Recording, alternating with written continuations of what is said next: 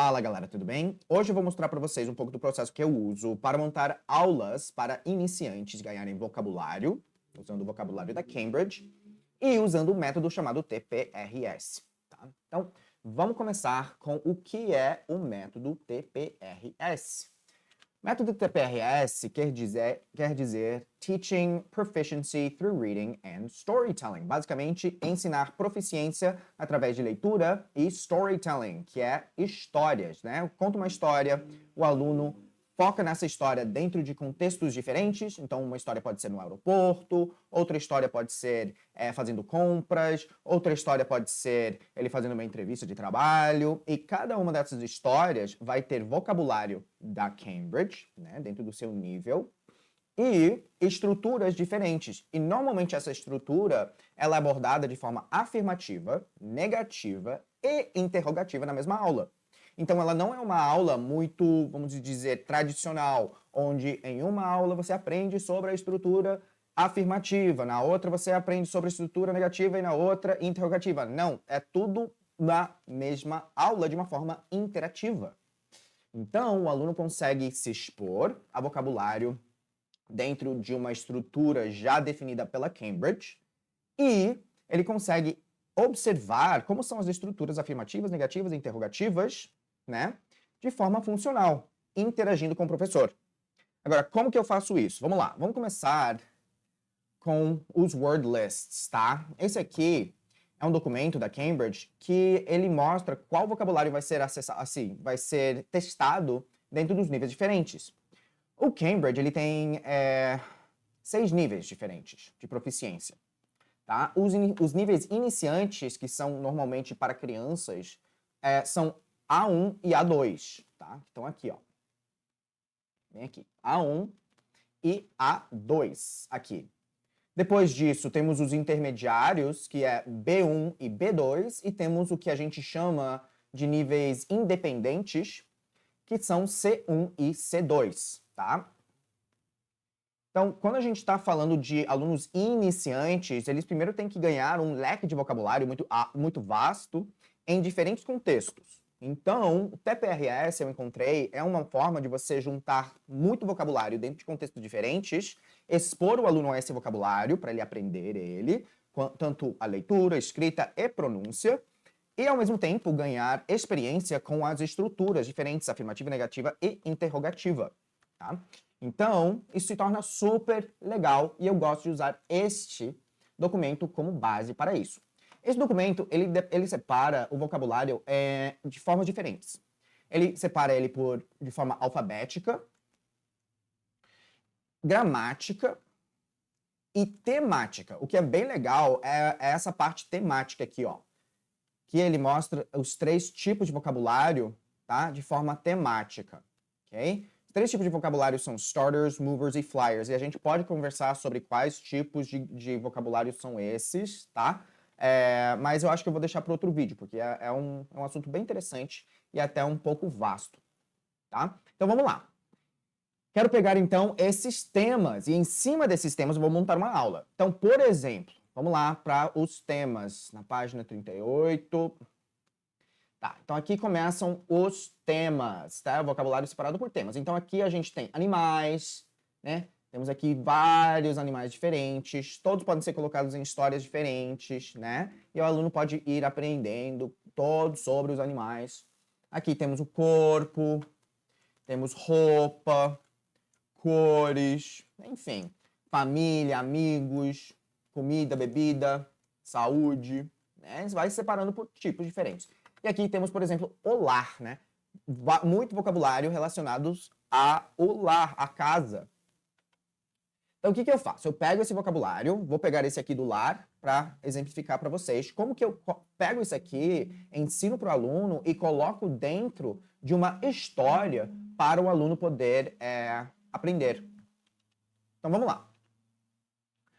Primeiro, eu tenho que separar esse vocabulário por tema, né, de uma forma que ele possa ser colocado em exercícios diferentes. O aluno, antes de entrar na sala de aula, é muito legal que ele tenha um pouquinho de segurança, que ele tenha um pouco de familiarização já com o vocabulário que ele vai ver. Muitos perfis de alunos vão entrar na sala de aula e eles não gostam de ter aquela surpresa de muita informação de uma vez só, tá? Alguns alunos, sim, têm esse perfil de ter esse jogo de cintura, de ir descobrindo muita coisa ao mesmo tempo, mas são mais raros do que a galera que gosta de ter uma certa familiarização. Então, eu pego esse vocabulário, separo ele em formato de exercício. Todo o vocabulário que estava nesse documento aqui, né? Apartment, armchair, bath, bathroom, bed, bedroom, todo ele. Cama, câmera, PC, computador, enfim. Eu vou pegar ele, eu vou colocar ele dentro daqui, do Quizlet. Eu gosto de usar esse Quizlet aqui, que é uma forma de SRS. SRS é um sistema de repetição espaçada. É uma forma do aluno poder ver vocabulário de formas diferentes, em exercícios diferentes, onde ele vai sendo exposto a diferentes atividades, até ele fixar esse vocabulário e no final ele testa essa fixação. Então ele passa por algumas etapas com todo o vocabulário. Nesse caso, eu uso a associação de imagem e palavras, né? Então nada de português nesse nível. Temos electricity, tal, streaming services, Netflix, Star+, enfim, Prime, laptop, tudo isso aqui. Tem todo esse vocabulário aqui nesses exercícios. E o aluno vai passando pelas etapas necessárias para ele fixar. E temos 4 etapas diferentes. Uma que é flashcards, que é onde ele começa a se familiarizar com a palavra, né? Imagens. Payphone. O que é payphone? Ah, isso aqui é um payphone. Ah, ok, então ele vai se familiarizando primeiro. Light bulb. O que é light bulb? Clica. Ah, isso aqui é um light bulb. Ótimo. TV. Ah, a gente já sabe o que é um TV. Ótimo. Cell phone. O que é um cell phone? Ah, um cell phone. Ok. Electricity. E aí vai, né? Lembrando que todo esse vocabulário, ele é oficialmente colocado pela Cambridge como um vocabulário que vai ser avaliado numa prova da Cambridge para o seu nível correspondente, né? Nesse caso, o A1 e A2 que a gente falou sobre. Beleza, aí ele passa pelo flashcards, depois ele passa por uns exercícios de associação e escrita. Ele vai fazendo ele. Ah, o que é isso aqui? Deixa eu ver. Isso aqui... Bom, esses aqui são streaming services. Ah, legal. Aí ele vai começando. O que é isso aqui? Ah, isso aqui é um laptop. Ok, fantástico. O que é isso aqui? Ah, isso aqui... Ah, eu lembro que é um payphone. Ok, aí ele vai indo e ele vai fazendo esses exercícios de associação. Depois ele passa por uns exercícios um pouco mais difíceis de escrita mesmo, tá? Uma vez que ele termina isso aí, ele passa para o próximo exercício, que é uma gamificação muito simples, que é um match. Ele entra aqui, começa o jogo, e ele já vai começar a fazer as associações. Radio, laptop, clock, gas, electric cooker, e vai que vai. Aqui ele consegue ver todos os outros alunos que fizeram também esse exercício e ver aonde eles classificaram dentro do leaderboard. Que é quem está na frente, quem está atrás, né? Quem está com mais ou menos pontuação. Beleza, uma vez que ele termina todas essas etapas, ele já conseguiu fixar num certo nível. Agora ele tem que testar, né? Tem que quantificar o quão bem ele fixou esse vocabulário. Então ele vai para a última etapa, que é o test, que é a avaliação. Entra aqui, e aí ele vai e começa a avaliação. A avaliação é mais difícil, né? Ele tem que só escrever tudo, não tem associação. Então ele tem que chegar aqui, camera, vai para o próximo, fridge, que ele lembra, radio, vai colocando, electric, cooker, vai, electricity, electricity, vai, payphone, enfim, ele vai escrevendo até onde ele lembra. Beleza, eu não vou fazer todos eles agora, porque acho que vocês já entenderam, né? Como é que funciona a prova. Uma vez que ele entrega a sua avaliação aqui, clica no botãozinho. Ah, ó, você esqueceu algumas palavras. Não tem problema. Algumas respostas, não tem problema. Vamos lá. Aí ele mostra aqui quantos que ele acertou, quais que ele errou. O aluno pode revisar tudo. Se ele tirou abaixo de 90%, aí ele tem que fazer de novo, tá? Não dá para você fazer uma prova, tirar abaixo dele e achar que já está tudo certo. Posso passar para a prova? Não, tem que fazer de novo. Aí você pode fazer uma nova prova, ou você pode treinar só os que você errou. Né? Tem essa opção. Por isso que eu gosto bastante desse Quizlet. Mas, uma vez que esse Quizlet termina, uma vez que essa atividade acabou, ele já vai para a parte prática, tá? Essa parte aqui, ele faz toda em casa, fora da sala de aula, tá? De preferência, ok? Faz tudo fora da sala de aula para que quando ele chegue na sala de aula, a gente só foque em falar, em interagir, naquela parte afirmativa, negativa, interrogativa, tá? Então, vamos lá. Uma vez que ele termina essa etapa, aí, o que acontece é que a gente vai para a parte prática, né? E a parte prática é basicamente uma história. Lembra que TPRS é sobre teaching proficiency, ensinar proficiência através de leitura e storytelling. Então, beleza, a gente viu o vocabulário focado em vocabulário do lar. Então, a história é que o Juan, ele vai comprar coisas para a sua casa. Juan's new apartment needs furniture. Ele precisa de novos móveis, né? Então, o que acontece? Cada etapa da história vai ter uma estrutura gramatical e vocabulário, tá? Visto dentro dos exercícios dele. E nessa aula específica, eu gosto de trabalhar o present continuous, o presente contínuo, né? Aquela estrutura de eu estou fazendo, ele está fazendo. O que ele está fazendo, right? Ali o aluno aprende verb to be, né? A estrutura do verb to be, a conjugação do verb to be. Bem legal, porque não tem essa coisa mais maçante, assim, né? De você, he is, she is, tal, tal, tal. Alguns alunos gostam, tem esse tipo de aula também, mas não é esse tipo de aula que eu estou abordando agora, né? Então, o aluno consegue ver na prática como que a estrutura funciona. E aí, aqui, por exemplo, ele fala, Juan is purchasing a new apartment. Amazing. Juan is purchasing a new apartment. E o aluno já foi visto, já viu no vocabulário, não só vocabulário, mas outros exercícios que também trabalharam com o presente contínuo. Então ele já sabe, ele já vê, ele já tem uma noção do que está acontecendo, ele já tem uma noção da estrutura, ele já entende a maior parte da estrutura. O que ele não vai entender vai ser uns 25% mais ou menos, uns 15%, 25%, que é um espaço legal para o aluno entender o que está acontecendo e ter espaço para absorver coisa nova, tá? Então, ele entendendo 80%, 85%, tá fantástico. Tá? E, inclusive, isso é uma coisa que eu gosto de colocar muito para o aluno, porque é isso que ele vai ver muito na vida real.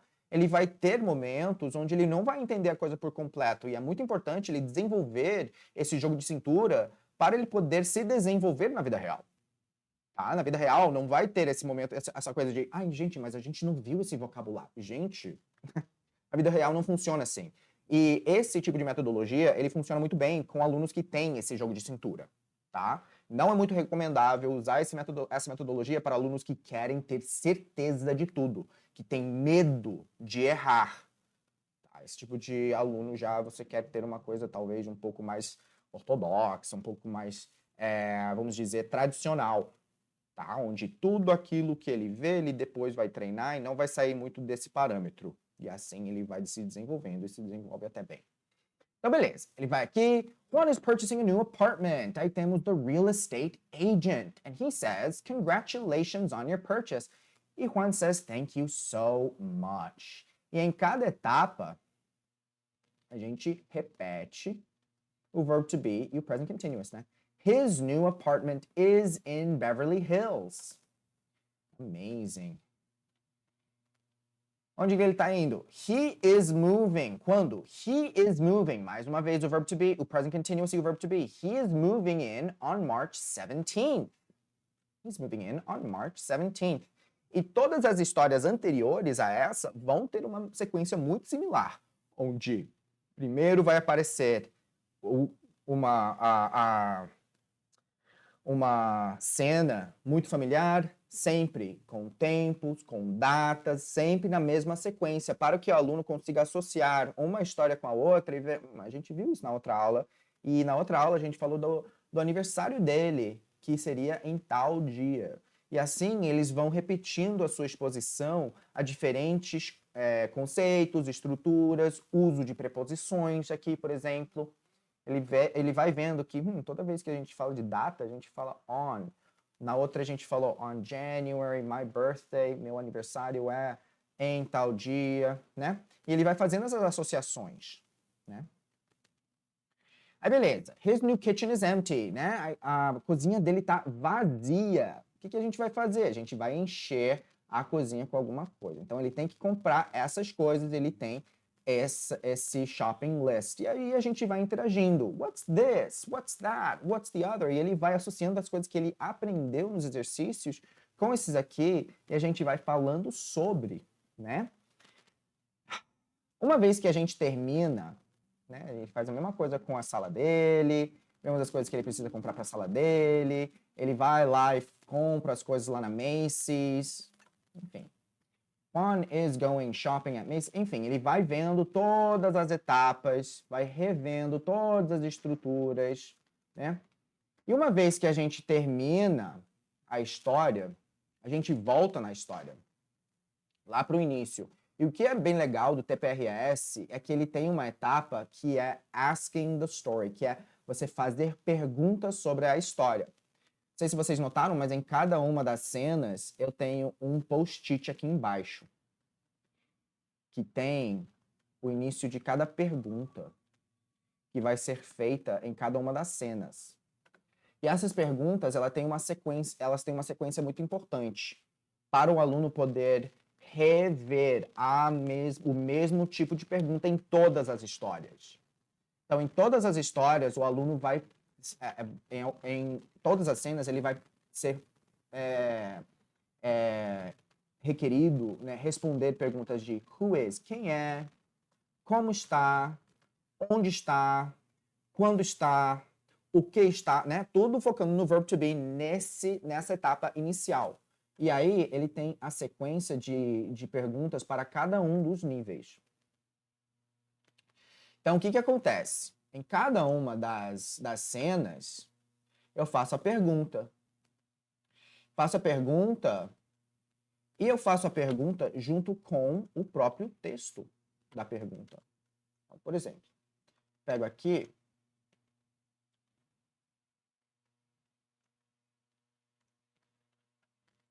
Eu faço assim. Não é o present continuous que o aluno está aprendendo? Então é. Quem está comprando? Who is purchasing a new apartment? Who? Quem? Who is purchasing a new apartment? Is Jacob? O nome desse personagem não é Jacob, tá? É Juan. Então, is Jacob purchasing a new apartment? E aí o aluno tem duas opções de responder. No, Jacob isn't, or yes, Jacob is. E aí, dependendo do nível do aluno, ele vai ou não responder. Já de cara, ou ele vai primeiro perguntar, puta, Jacob, acho que yes. No, Jacob isn't purchasing, né? Isn't purchasing a new apartment. No, Jacob isn't purchasing a new apartment. No. Aí vai, continua. Is Miguel purchasing a new apartment? Yes, he is. Oh, no, he isn't. Yes, he is, or no, he isn't. Miguel is purchasing a new apartment? Aí o aluno, no, he isn't. Okay. Is Juan purchasing a new apartment? Yes, he is, or no, he isn't. E aí o aluno tem essa opção. Aí o aluno pode falar assim, yes, he is, porque é o Juan, né? Então, a pergunta volta e fala assim, ok, so who is purchasing a new apartment? E o aluno pode responder, Juan is purchasing a new apartment. Né? Então, o aluno ele vai sendo mostrado, né, várias vezes, né, até só na primeira cena, ele já viu várias vezes a mesma estrutura. Né? Is Jacob purchasing a new apartment? No, Jacob isn't purchasing a new apartment. Is Miguel purchasing a new apartment? No, yes he is. Oh no, he isn't. Ele já vê que tem duas formas, a forma comprida ou a forma curta. Is Juan purchasing a new apartment? Yes, he is. No, he isn't. Né? Who is purchasing a new apartment? Aí o aluno responde, Juan is purchasing a new apartment. Aí ele consegue ver, né, que existe um padrão lógico nisso aqui. Aí como o aluno já aprendeu o verbo to be, não só nessa aula, mas nas outras, aí eu vou colocar aqui. Já aprendeu que moving, né, no vocabulário que ele estudou, ele já aprendeu que moving é se mudando. Né? Então, perguntar assim, where is Juan moving? Moving to. E aí aqui, a gente sabe que Juan is moving to Beverly Hills. Então, o aluno já sabe a resposta. Aí eu pergunto, is Juan moving to Rio de Janeiro? E aí eu dou as opções. Yes, he is, or no, he isn't. E, mais uma vez, o aluno consegue ver a estrutura da forma afirmativa, negativa e interrogativa com o verb to be e o present continuous, né? Aí eu pergunto, yes, he is or no, he isn't? E o aluno fala, no, he isn't, porque ele sabe que é o Beverly Hills. Ok, so is Juan moving to California? Is Juan moving to California? Na outra aula ele já viu todos os diferentes estados. Então ele já sabe também. Né? Somente se ele não souber, ele já vai saber. Todo mundo sabe de Califórnia, né? Aí, yes, he is, or no, he isn't. Nesse ponto, o aluno já entendeu. Inclusive, imagino que vocês, se vocês forem iniciantes, estão assistindo esse vídeo, vocês já entenderam também como se fala sim, ele tá, ou não, ele não tá, não. Já aprenderam como é que é. E não precisou de tradução nenhuma nesse momento. Então é isso. Is Juan moving to California? Yes, he is, or no, he isn't. Vamos lá, próximo. Is Juan moving to Beverly Hills? Yes, he is, or no, he isn't.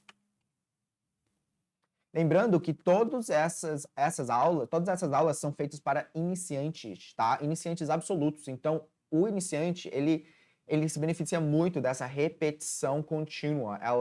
Ele começa um pouco inseguro e aos poucos ele começa a ter uma claridade inegável de como é para responder, o que é sim, o que é não, como que é a frase estruturada, sem ter que traduzir muita coisa, né? E com muita confiança ele consegue responder tranquilamente. Né? E aí aqui ele já fala assim, is Juan moving to Beverly Hills? Yes, he is, right? E aí eu posso perguntar, who is moving to Beverly Hills? Aí o aluno, Juan is moving to Beverly Hills.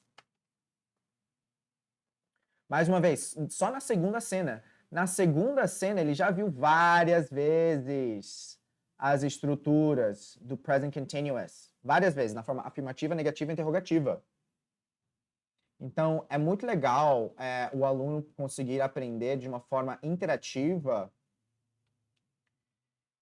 prática, e usando uma história que ele consiga não só aprender estrutura, mas também aprender vocabulário. Então, é isso, galera. Esse é um pouco do jeito que o TPRS funciona e como eu caso as duas coisas. o vocabulário que o aluno tem que aprender com a estrutura que ele também tem que aprender. Tá? E aí, isso eu consigo colocar dentro de um contexto.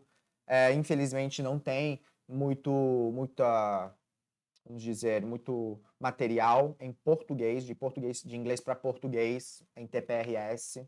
Seria incrível se tivesse, mas tem para japonês, tem para espanhol, tem para coreano, chinês, bem legal, né? Mas, então, é isso. Isso nos dá uma capacidade de fazer muita coisa focado em contextos funcionais para o aluno poder ver como que se usa estrutura e vocabulário dentro do mesmo lugar, de uma forma que ele possa também já começar a falar e ver e escrever, tá? Então é isso, galera. Por hoje é isso. Esse é o primeiro vídeo que eu estou fazendo sobre. Espero ter ajudado vocês um pouco a saber como que esse método funciona. Se vocês tiverem alguma dúvida, se tiver alguma coisa que não ficou clara, por favor, falem para mim que eu vou ficar super feliz em responder cada um de vocês, ok? Por hoje é isso. Beijo grande, abraço grande e a gente se vê na próxima. Bye, bye.